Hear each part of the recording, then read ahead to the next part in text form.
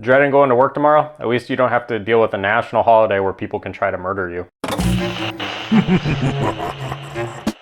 Hey there, welcome to another edition of the Sunday Scaries. I'm your host, Mike, and today I'm going to talk about the movie The Purge. The Purge is a really interesting film. It takes place really almost entirely in a house. So it's got this haunted house type feel that I've talked about in some of my other films like Alien, how they turn the spaceship into a haunted house. This film's doing that in a house in a suburb. It takes place in this future where there's this national holiday called the Purge, and all crimes are legal for this one night, and it's like, 12 hours or something like that, or maybe 16 hours, and everything's legal, including murder. And in this film, we're following this family, and they're just trying to get through the Purge. They're not real big supporters of the holiday, even though the dad in the family actually sells Purge home defense equipment, pretty much to make your house like an iron fortress so that no one can get in and hurt you. And it's all about their journey and them being in their house for the night. And what eventually happens, and this is a spoiler-free review, but what eventually happens in the film is somebody gets in their house that a group of people are hunting during the Purge, and it's all about how that group of people are trying to break into their house. There's a stranger in the house too. You don't know what he's gonna do, because again, all crimes are legal. And the movie presents a bunch of really interesting concepts through this national holiday and how people actually would react if something like this were to be passed by Congress and the Senate and the president, which I don't think is ever gonna happen, but it is a really interesting idea. I remember when this movie is actually being developed, I had a friend when I was in college, because it came out when I was in college, who actually did some of the editing for this film as a student project, or student intern, I should say, excuse me. And he came to me before there was any trailers or anything, started talking about this, and he said it was just this really interesting concept, and it makes you really think, how would people react in these situations? Can you imagine if the government used something like this to actually murder the homeless people and to try to improve the economy? And so that's what the film's really trying to present. Now, this film's really interesting because it sparked a whole franchise, and that tells you the concept was interesting enough to where I believe there's four more movies, I believe. Don't quote me on that. 4 or 5 more movies, and then it actually got a TV show that covered 2 seasons of The Purge and following different people. But with this film, the most interesting thing you actually don't see that much of, which is The Purge, because it all takes place in this one house, and it's just these few people participating in The Purge, but you don't see anything going really on outside of the home. Like I said, 95% of the film just in the house, and anything outside of the house is actually in the suburb where the house is. So you're not seeing that much. You don't see a lot of the government interactions or the government policy and the political games that some of the future films will get into. It's not necessarily real action oriented. And again, it's trying to be a haunted house. And this is the only film in the franchise that does that. But after they made this movie, they realized how much more they could do with the franchise. This is one of those movies, kind of like the Friday the 13th series, like I talked about, where I think almost nobody thinks the first Purge is the best film in the franchise.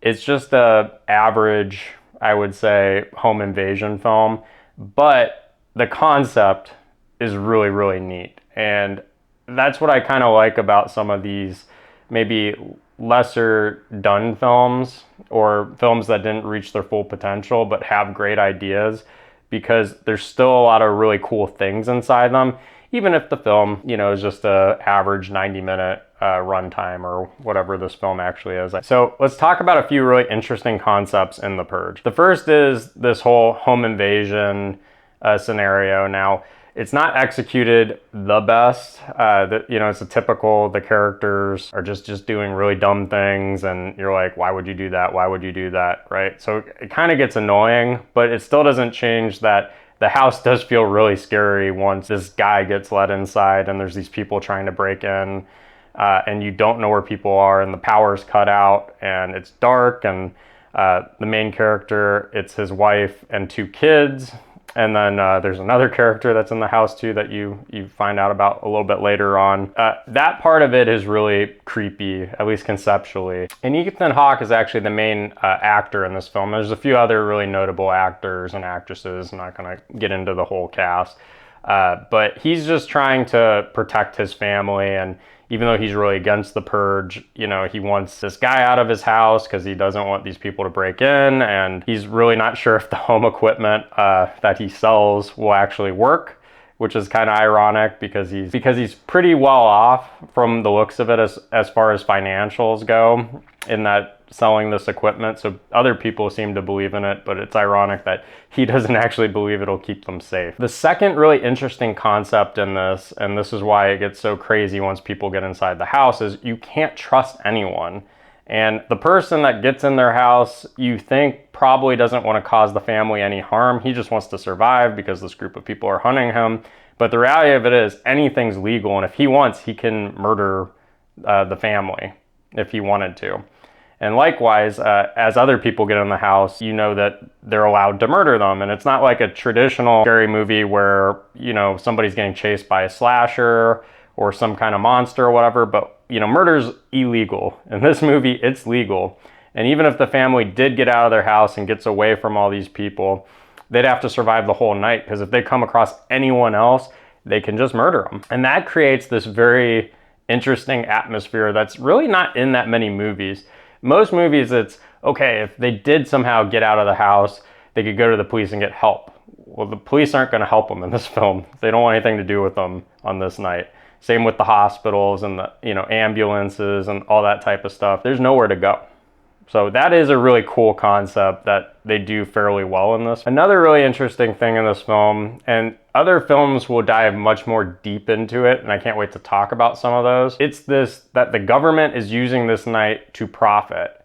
And there's this group called the New Founding Fathers. It comes out that they're using this to get rid of homeless people because, you know, they're an economic liability as far as tax dollars go to, and it's how they've lowered crime rate throughout the United States. It's how they've also increased the number of employed people, the overall percentage. So there's almost no unemployed people anymore. And it's just very interesting that the government's using this as an economic benefit. You know, it's very messed up, but it also makes you think, you're like, man, would the government ever do something like this? Because there are some major flaws in our system, and there are certain people that bring our economic system down. They're not contributing to it, and they cost us money to help. And but by the way, I believe we should help those people. So this is not a pro-founding fathers speech or anything. I'm very much against the government in this film, but it is a really interesting concept.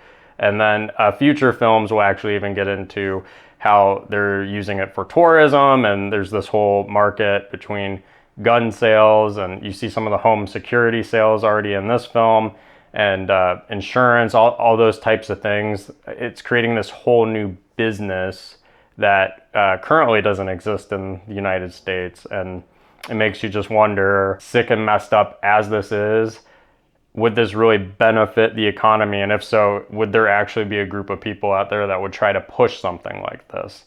And that is really fascinating. And then the fourth thing about this film, there's this exploitation kind of tying into the government theme, but people have to buy security on the purge night, and it's more of the rich benefit and the poor don't, because only rich people can actually afford these really fancy home invasion protection systems that this guy is selling, and he's made a fortune selling to people that really need it, because if they don't have it, they could possibly be murdered. But you even see some resentment from those people in this film. The exploitation, though, I know I got a little off topic, but the exploitation there is very real, and that part is sad, because you can tell even in this film that's got such a narrow view of the purge, you don't see that much of it. You can see that people are negatively being harmed just economically through exploitation. And then the fifth thing I find really fascinating, and I'm not going to do any spoilers, but this movie dives into the concept of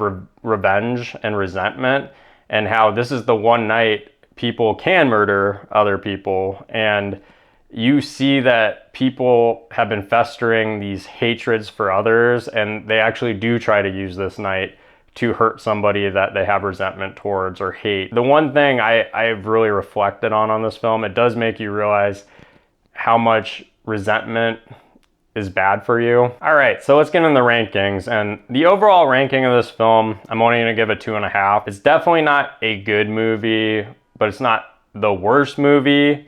It's just, you know, it's a typical horror movie if you take away the concept of someone's trying to get in and kill a family and some shoddy acting. I'm gonna be nice and not say something more negative, but shoddy acting, and I think it's got some decent scariness in it, but overall it's just, you know, kind of bland. As far as the fun meter goes, I also only give it a 2.5. Again, it's not the most entertaining film in the world, but it does make you think after the movie. So I don't know if that 2.5 is lower than I probably should give it, but while you're watching it, it's not that great. It's more of afterwards thinking about the film, just what would happen if this reality were to be real. And the neat thing is future movies really tackle that. And I think there's some movies later on in the film series that are much, much better. And to be honest, the second one, which I'll do a review on relatively soon, I really like, and that one's much more action-packed. But this one is just okay. I mean, like I said, it's a little bland.